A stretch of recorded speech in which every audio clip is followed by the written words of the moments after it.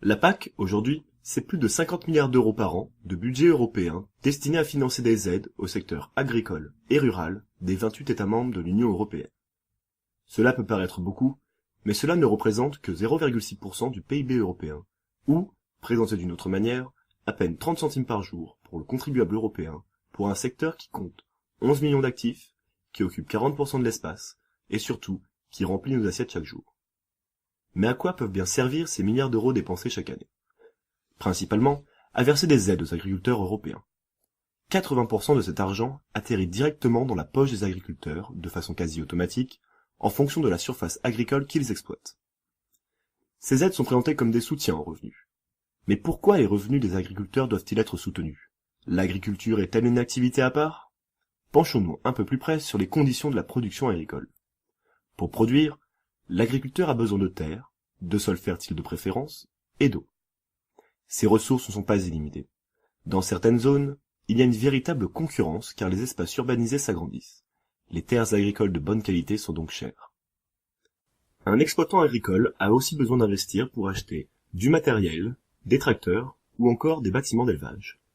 De plus, c'est une activité risquée. La grêle peut détruire une récolte en quelques minutes. Il faut lutter contre les attaques de parasites et d'insectes, faire face à la sécheresse ou aux inondations. On n'est jamais sûr jusqu'au dernier moment de ce qu'on va récolter. Il faut aussi s'assurer de vendre sa production. Les prix fluctuent. Par exemple, si l'année a été bonne, les prix risquent de s'effondrer. Quand on a des silos pour stocker, on peut attendre que les cours remontent. Mais quand il s'agit d'abricots ou de lait, il faut les vendre vite, même si les prix sont trop bas, ou alors les transformer en compote ou en fromage pour les stocker. L'agriculture est donc une activité qui exige d'immobiliser beaucoup de capital par rapport aux revenus générés, et ce revenu est loin d'être garanti. Les agriculteurs dénoncent aussi très souvent la faiblesse des prix de vente de leurs produits. Ils se plaignent de la concurrence mondiale, du blé russe, du vin argentin, ou encore des fraises marocaines, moins coûteuses à la production que leur équivalent européen. On a observé pendant longtemps une tendance à la baisse des cours mondiaux, car l'offre agricole a augmenté plus vite que la demande solvable. Cette baisse des prix force les agriculteurs à économiser sur leurs coûts de production, bref, à tout faire pour augmenter leur rendement.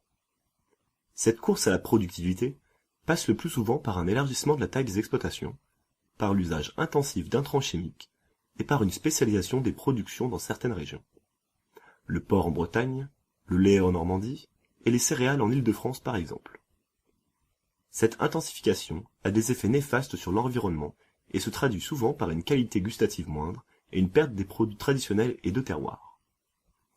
Si on veut freiner cette intensification, il faut promouvoir les productions locales et de qualité, et aider les agriculteurs qui choisissent des modes de production plus respectueux de l'environnement. Prenons l'exemple d'un berger des Cévennes. Son revenu est avant tout constitué des aides européennes. Le montant de ses ventes de lait et de viande est inférieur à ses coûts de production. Il produit donc une valeur comptable négative.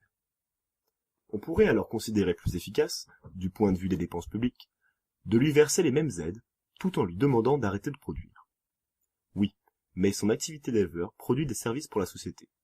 Grâce au pâturage, par exemple, il entretient les paysages et la biodiversité des prairies. Il fait donc des alpages un lieu attractif pour les touristes. Il génère donc indirectement des services qui profitent gratuitement à d'autres. Il peut donc être justifié de donner des aides pour rémunérer ces services. L'autre solution serait évidemment que les consommateurs acceptent de payer plus cher pour les produits agricoles locaux et garants d'un mode de production préservant les services rendus par l'agriculture. Mais, si une frange des consommateurs est prête à dépenser plus, on le voit bien avec le bio, ce n'est pas le cas de tous, et les ménages à revenus modestes ne peuvent pas se le permettre. On pourrait probablement faire vivre une agriculture beaucoup plus industrielle et spécialisée que celle que nous avons aujourd'hui en France, avec beaucoup moins d'aides, voire pas du tout. Dans ce cas, nous n'aurions pas 400 000 exploitations agricoles en France, mais 40 000. Une large partie de notre nourriture serait importée, avec tous les problèmes que cela peut poser en cas de conflit, ou tout simplement d'incertitude sur la qualité des produits. Les espaces de montagne et de pâturage seraient désertés, les fermes ne seraient probablement plus des exploitations familiales comme aujourd'hui, mais des entreprises capitalistiques de très grande taille avec des salariés. Ce serait un modèle très différent de celui qui prévaut aujourd'hui en Europe. On économiserait des aides, certes, mais on perdrait aussi beaucoup en qualité de vie. Cependant, Dire que les aides sont aujourd'hui nécessaires pour maintenir la qualité des produits, le bien-être animal, les paysages et l'aménagement des zones rurales ne signifie pas que la manière dont elles sont conçues et distribuées dans le cadre de la PAC est efficace. La PAC a donc encore des réformes à mener pour améliorer l'efficacité de ces aides.